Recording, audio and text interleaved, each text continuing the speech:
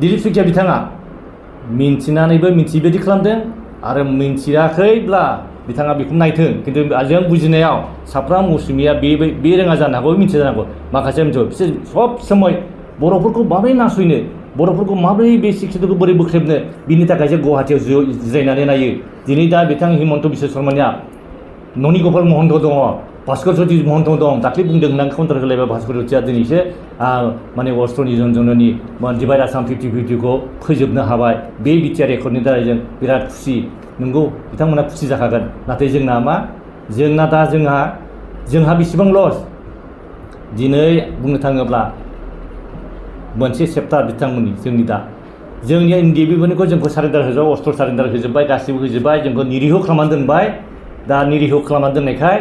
सान्थिया गावस्रा जाबाय जोंहा जेबो माबा गैला दिनै दा हिमन्त बिश्व शर्माया बांगालफोरखौ होनो थाखाय बर्डार एरियायाव दाना अस्त्र होबाय होमबा जों लानाया जों सेल्फ डिफेन्सनि थाखाय अस्त्र लानाया जों सेल्फ डिफेन्सनि थाखाय नांनाया जोंना भुलमोन नामा दिनै गभर्नमेन्टआव थानानैबो मानो हाथियार होनो नागिरखो जोंना साननांगौल' गैया दिनै आल्फाया दासिमबो आल्फाया दंबाय थायो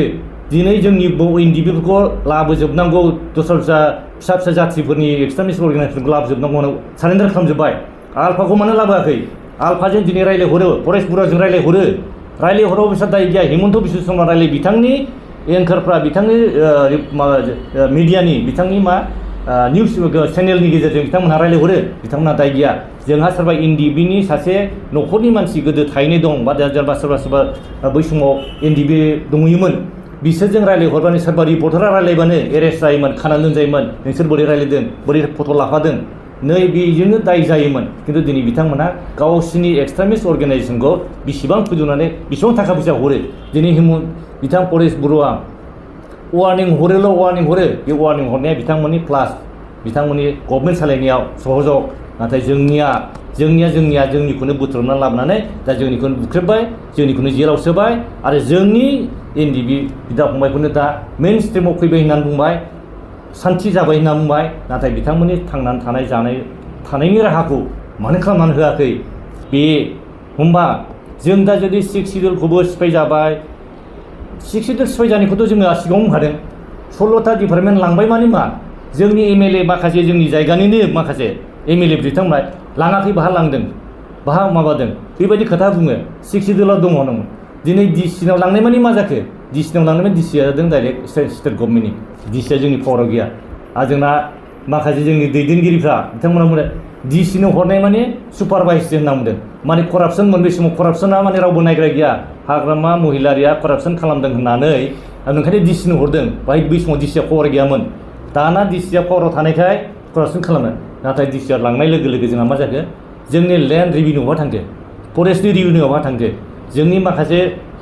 रेभिनिउआव थांखो दा जेरै फरेस्टआ ट्रेन्सफार साबजेक्ट लेन्डआ ट्रेन्सफार साबजेक्ट खिन्थु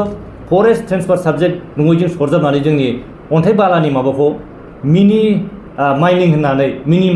लानानै माइनिंआथ' जों ट्रेन्सफार साबजेक्ट नङा नालाय माइनिं होननानै लाना थांनानै बेजों सरजाबहैनानै जोंनि रोंगौथि बबे माइनिंआव गोग्लैयो होननानै होमबा बे थगायदोंना थगायजायाखै बे सिक्स सिडिउलखौ सिफायदोंना सिफायाखै सिक्स सिडिउल हिसाबै बिसोर गैला आरो दा बेखौ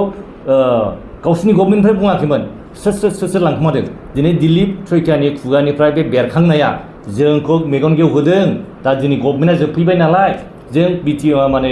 बिजेपिआ पावाराव फैनोसै ओंखायनो मा होनदों इउपिपिएलआबो जोबफैबाय बिपिआव जोबफैबाय दिनै बे दिलीप शइकियानि बुंनायनि सायाव बिथांमोनहा दा काउन्टार होब्लाबो जेबो गैला जेबो बुंनो हाला दा जेबो मावनो हाला दा फैगौ इलेक्सननि थाखाय बिसोर साखाफारा जाबाय बिथांमोन हिमन्त बिश्व शर्माया दिनै जायगा गिदिंगासिनो दं फरेस्ट इउपिपिएलआ नाफात्ता दा दिनै इउपिपिएलआ बिथांमोनहा गभर्नमेन्ट थाबाय गभर्नमेन्ट थानायाव बिथांमोननि गेजेरावनो